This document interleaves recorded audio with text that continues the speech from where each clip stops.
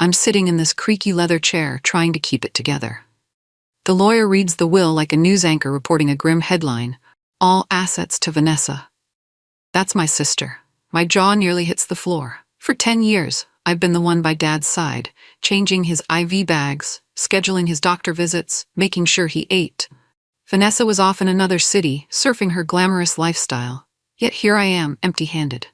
The room feels silent, except for my heartbeat pounding like thunder in my ears. The wood-paneled walls seem to press in on me. The lawyer glances my way with pity. I want to scream, but no words come out. Instead, I just sit, numb. I keep thinking, what about me? How is this possible? I manage a week, "Are you sure? Because maybe this is just a horrible mistake." The lawyer confirms, "Yes, the will is final." Then he closes his file with a snap, as if that's the end of my father's legacy. I swallow hard, tears burning the back of my eyes. I can't let them see me cry. Not here. Vanessa crosses her legs smirking. She's already claimed her prize. And I'm just nothing. Outside the law office, Vanessa practically bounces on her heels. She's wearing heels that probably cost more than my monthly expenses. She gives me a once-over, then arches an eyebrow. "I guess it all worked out for me, huh?" Her voice is sugar-coated poison. I whisper, "I don't get it. He knew how much I did." She cuts me off with a laugh, leaning in close. "You took care of him because you had nothing better to do, Maya. I have a life. I have big plans. Dad recognized that." My stomach twists. I cared for him because no one else would. Because he was our dad. I fight the urge to raise my voice, but my hand trembles at my side.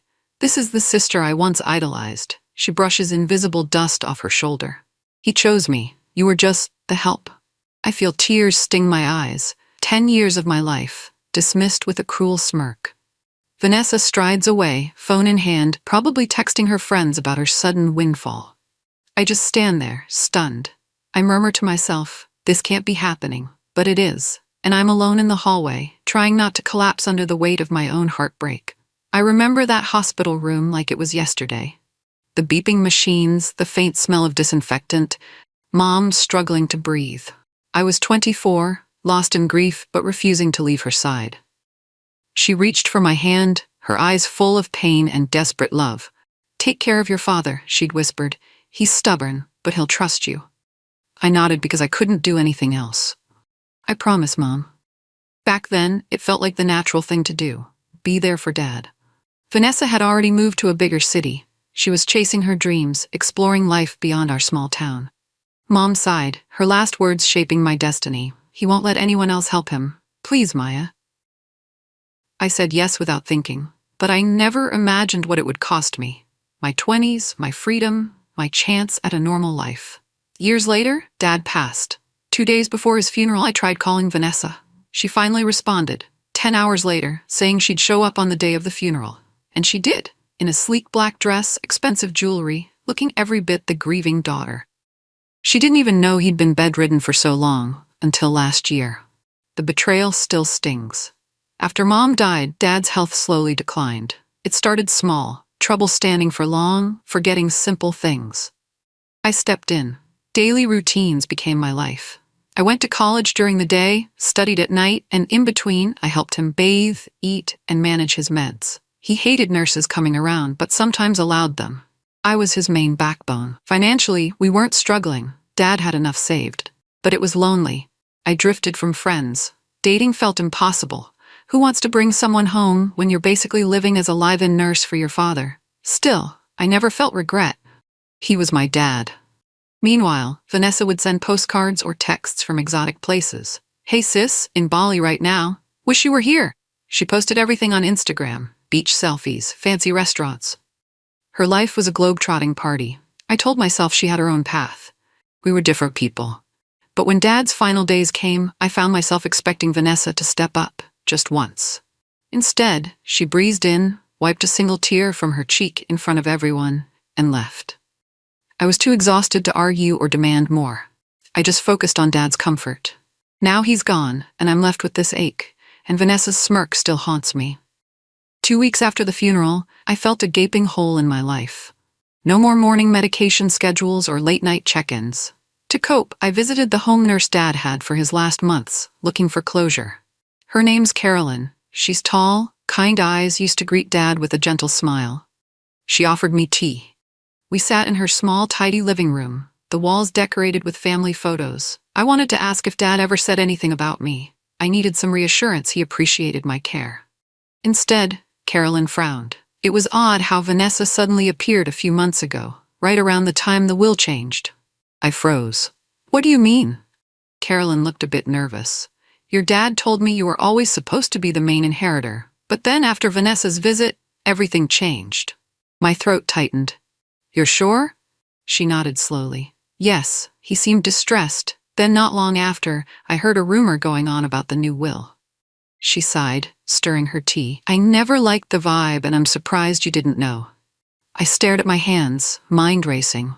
Vanessa was there, and then Dad changed everything. The pieces were falling into a suspicious puzzle. I replayed the timeline in my head.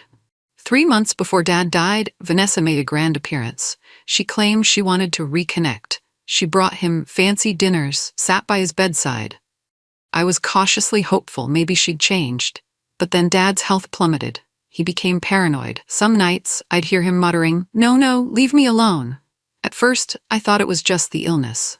Then one day, after Vanessa's visit, Dad seemed jumpy, confused. He kept calling me Linda, my mom's name. He had moments of clarity. He'd grab my hand and say, "Maya, watch out."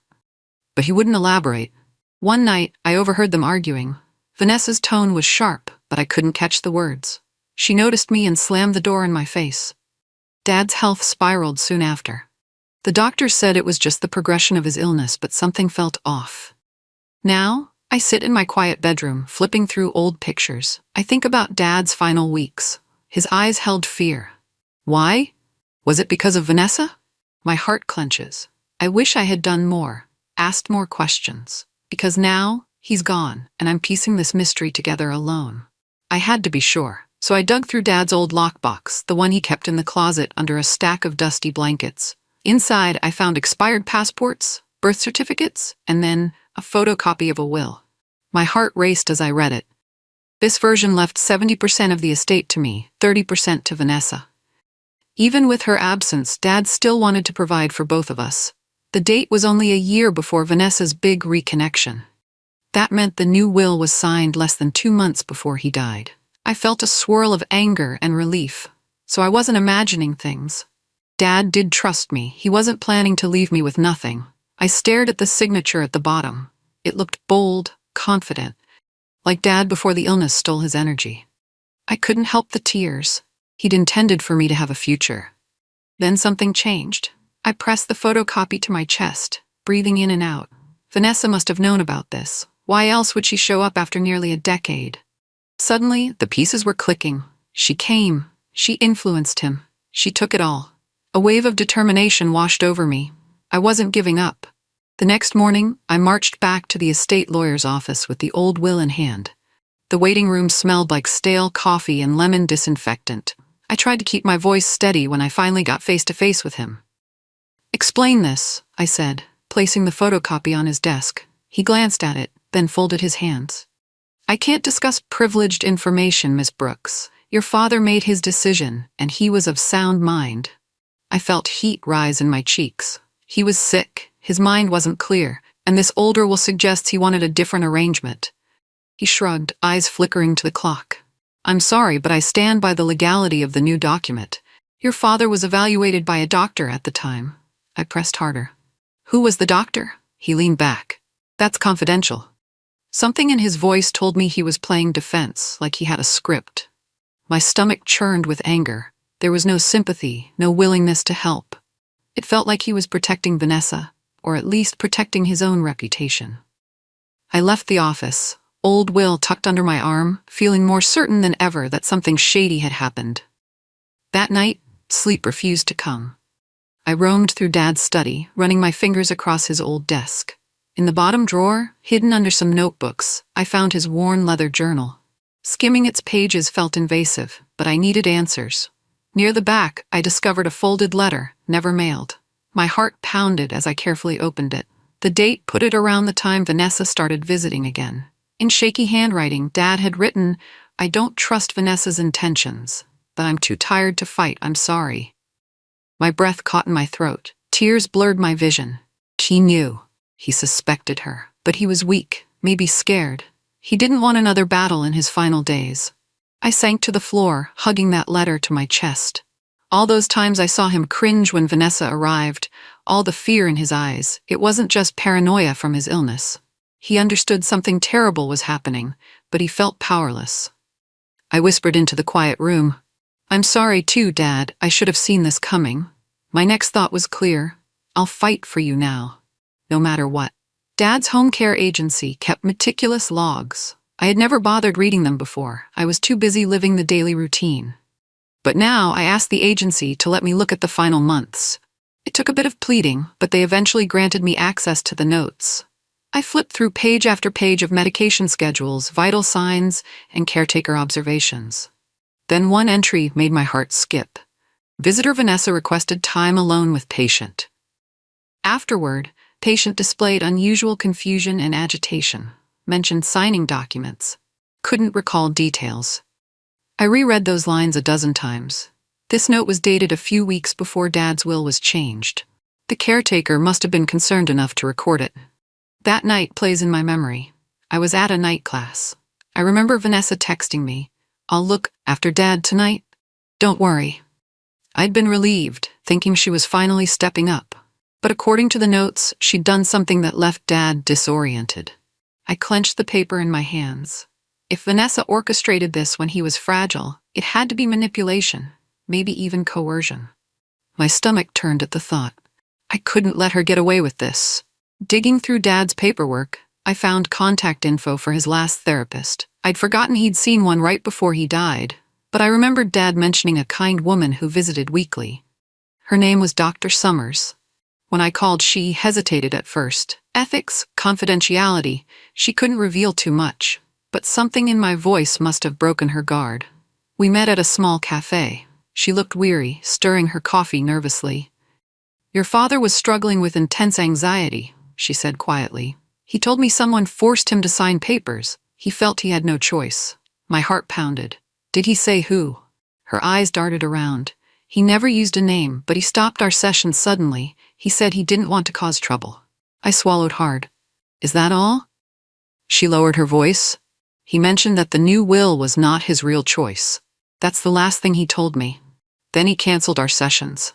I felt a surge of rage and sadness. Dad tried to reach out, but he was too exhausted, maybe even threatened.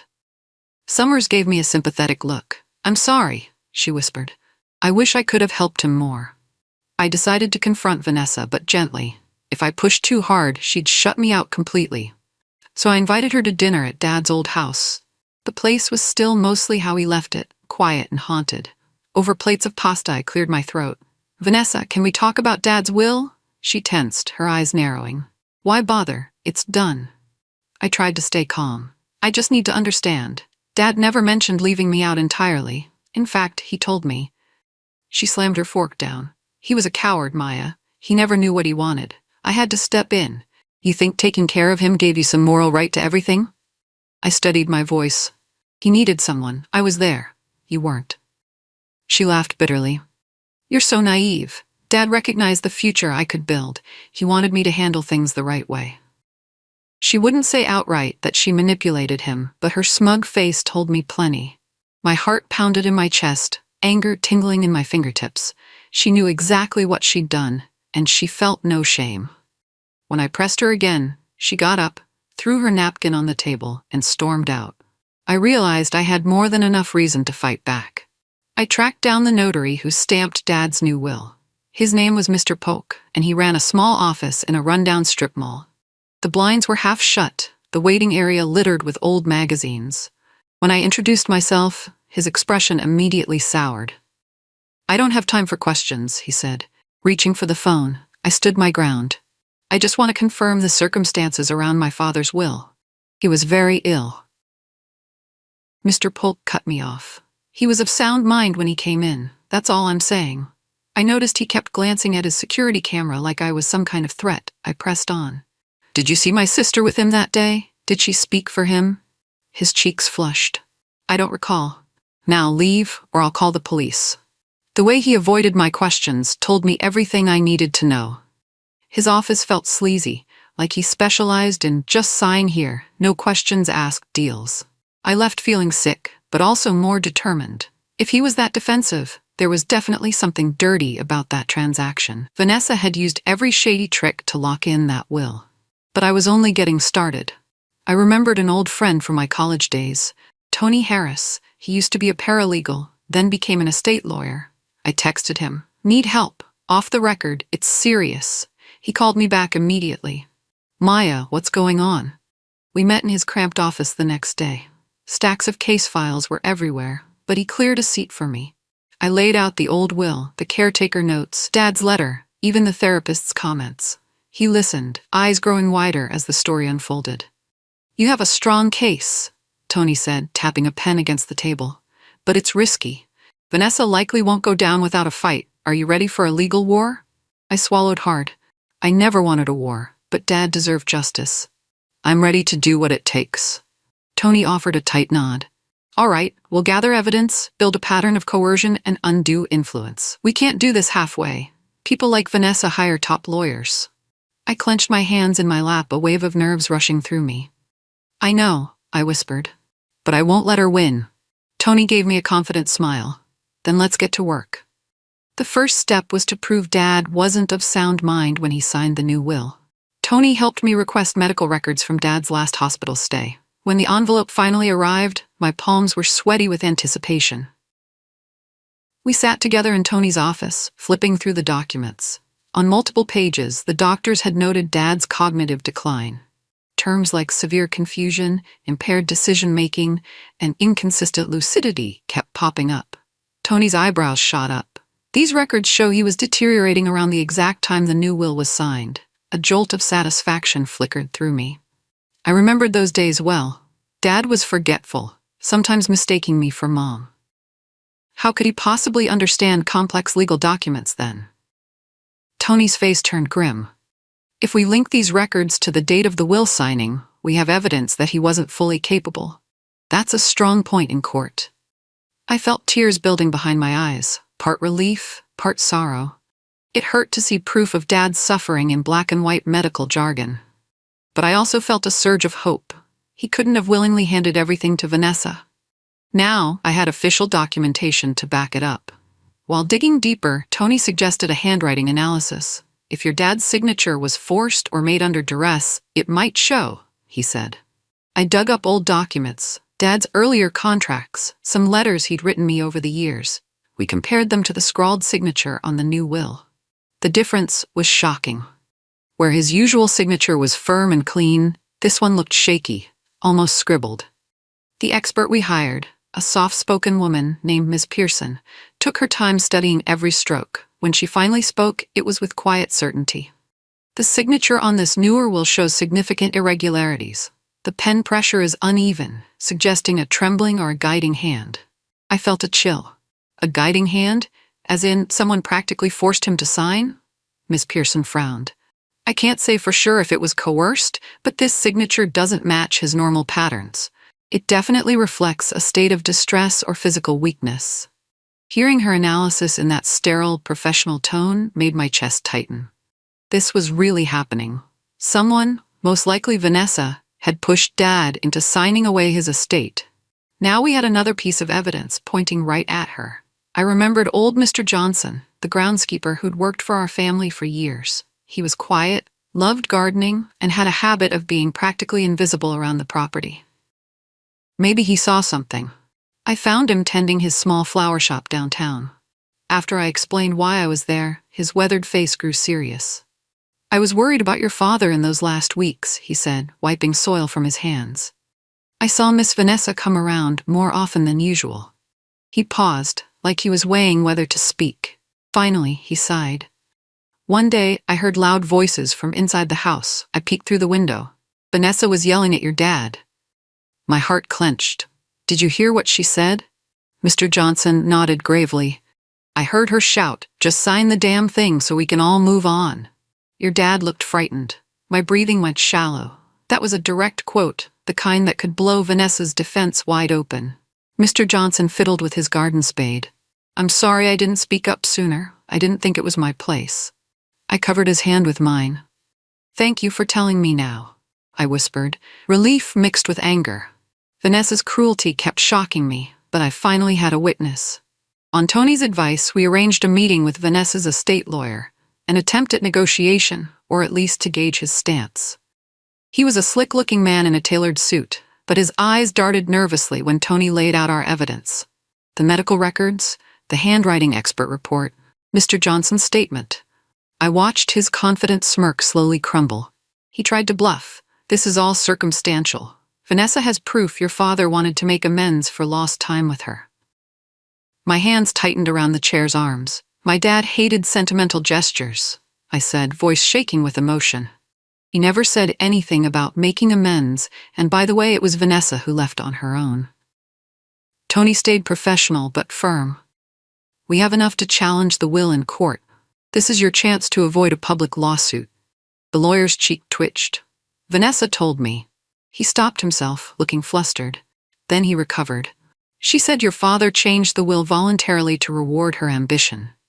I exchanged a look with Tony. That was pure Vanessa talk, ambition, and it didn't align with Dad at all. The lawyer tried a different angle. Intimidation. If you push this, it'll be expensive and lengthy. But I could see the cracks forming in his bravado. He knew we had a real case. After that meeting, Tony and I went straight to the courthouse. We filed an official claim to challenge Dad's will on grounds of undue influence and lack of capacity. My hands trembled as I signed the papers. I imagined Vanessa's reaction when she'd get served. She wouldn't see it coming, not from quiet, loyal Maya. But I was done being walked over. Sure enough, Vanessa's wrath came in the form of furious text messages. My phone buzzed nonstop. Vanessa, you are unbelievable. You always were jealous of me. Drop this or you'll regret it. My heart pounded, but I refused to reply. I left her texts on read. Let her stew. Behind my anger, I felt a flicker of sadness. She was my sister once. We used to giggle in our bunk beds, dream about traveling the world together. Now she saw me as an enemy. But Dad deserved the truth. This fight was about protecting his legacy, not just a stack of money. So I locked my phone, closed my eyes, and breathed. It was time to see this through, no matter how ugly it got. Word traveled fast. Once the lawsuit hit, banks froze certain estate accounts while the challenge was pending. Vanessa's fancy lifestyle took a major hit. She couldn't tap into those millions like she expected. Rumors spread among her upscale circle. People whispered about the suspicious timing of the set will, the allegations of coercion. Vanessa tried to downplay it, calling me spiteful. But I knew her world was shaking. At night, I'd get phone calls from unknown numbers, hang-ups, sometimes muffled threats. I suspected Vanessa or someone she hired.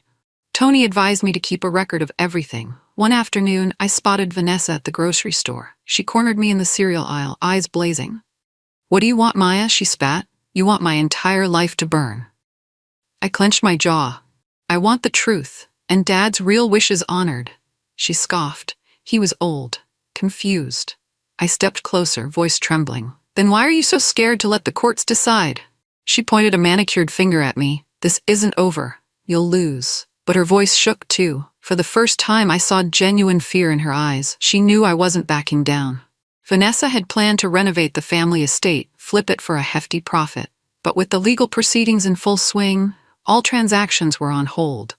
Contractors walked off the job. Investors pulled out, not wanting to get tangled in a messy lawsuit. Her social media turned sour. Instagram stories that once showed her sipping champagne on yachts now showed her venting with passive-aggressive posts. Comments rolled in.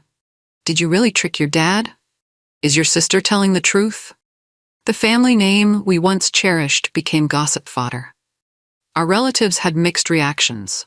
Some were shocked at Vanessa, others urged me to settle. But for me, this wasn't about appeasing extended family. It was about making sure Dad's memory wasn't stained by lies. Vanessa finally swallowed her pride and texted me, "Let's talk privately. Don't ruin everything over a misunderstanding." I felt a surge of satisfaction reading her plea. She was losing supporters. Her carefully cultivated reputation was in tatters. But I didn't feel joy. I felt relief, like the truth was coming to the surface. I texted back, "No deals. I'll see you in court." It happened on a Thursday afternoon. Tony got a call from Vanessa's lawyer, proposing a settlement. They offered me a six-figure sum if I'd just drop the lawsuit and walk away. Tony and I met privately to discuss it. He looked at me over his glasses. It's a decent amount, but far less than what the old will guarantees you, and no official admission of wrongdoing. My throat felt tight. 6 figures was more money than I'd ever seen in my life. Part of me wanted to say yes, to end the stress, the sleepless nights. But then I pictured Dad in his final days, signing documents he didn't understand, scared and alone. The next day, we all met in a conference room. Vanessa's lawyer slid the check across the table. Vanessa stared at me, arms folded, a half smirk on her lips as if to say, "I knew you'd cave." I picked up the check slowly, glanced at the staggering number, then tore it in half. The room went dead silent. "Dad's legacy isn't for sale," I said, my voice shaking. "I'm not settling." Vanessa's face twisted in rage, but I felt a weight lift off my shoulders. I was done being bought. The day finally came, our hearing in a small county courthouse. The wood floors creaked under our steps. My heart thumped so hard I thought everyone could hear it. Vanessa arrived in a sharp suit, her expression cold. I caught her eye, but she quickly looked away. Her lawyer wasted no time trying to paint me as a bitter daughter grasping for money. But Tony responded with calm, methodical logic. We presented the caretaker logs, the medical records, the letter Dad wrote, the older will's photocopy. We showed the handwriting analysis and Mr. Johnson's testimony about Vanessa's outburst. Piece by piece, the puzzle formed a picture of coercion. When Vanessa took the stand, she stammered through her answers. She contradicted herself about Dad's loving change of heart. The judge asked pointed questions. Why would your father, after a decade of relying on Maya, suddenly disinherit her entirely? Vanessa's gaze darted around, searching for a lifeline. She tried to accuse me of negligence, but it fell flat. Hospital receipts, nurse records, everything showed I was always there, caring for Dad. By the time we rested our case, the tension in the room was thick. The judge's eyes never left Vanessa. I felt like we'd finally unmasked her lies. The judge took a short recess, then returned with a sober face. My palms were sweaty, and I could barely breathe. When she spoke, her voice was clear and deliberate. The evidence shows that the decedent was not of sound mind when the will was changed. This new will is invalid. The estate reverts to the earlier version. My mind spun. I barely registered her next words. Vanessa had to pay my legal fees, which ate up a significant chunk of her 30%. Even worse for her, the judge demanded she issue a written apology. Vanessa sprang to her feet, voice shaking with rage. "This is unfair. The judge rapped her gavel. "Sit down, Miss Brooks." Vanessa shot me a venomous look. "You'll regret this," she hissed. Then she stormed out, leaving behind her lawyer, who could only sigh. Outside the courtroom, I leaned against the wall, heart pounding. I knew Vanessa wouldn't go quietly. She might try something desperate. But at least legally, Dad's true wishes were honored. In the weeks that followed, Vanessa's fury escalated, sending me threatening texts until I got a restraining order. She was broke and had lost everything because of her greed and lies. I had no hope for our relationship, but I'd found my peace. A month later, I visited Dad's grave. The sky was gray, a light drizzle tapping on the umbrella I held. I walked among the headstones until I found his. My throat tightened at the sight of his name etched in stone. Kneeling down, I placed a white rose on the grass. I whispered, "Dad, I hope you're at peace now." My voice wavered. I thought about the letter he'd written but never sent, the fear in his eyes when Vanessa came around. I pulled out the letter. His words, "I'm too tired to fight, I'm sorry." Carefully, I set it against the headstone. "It's okay," I said softly. "You did nothing wrong. I love you." A breeze swept through the cemetery, rustling the trees. I closed my eyes, imagining Dad was telling me it was over. I could finally breathe again. Standing up, I took one last look at his grave. I felt a mixture of sorrow and relief. I had fought for his truth, and now I was free to live my life. No more caretaker schedules, no more overshadowed loyalty. Walking away, I felt the cool wind on my face. My heart felt lighter than it had in years. Dad's quiet goodbye was my new beginning.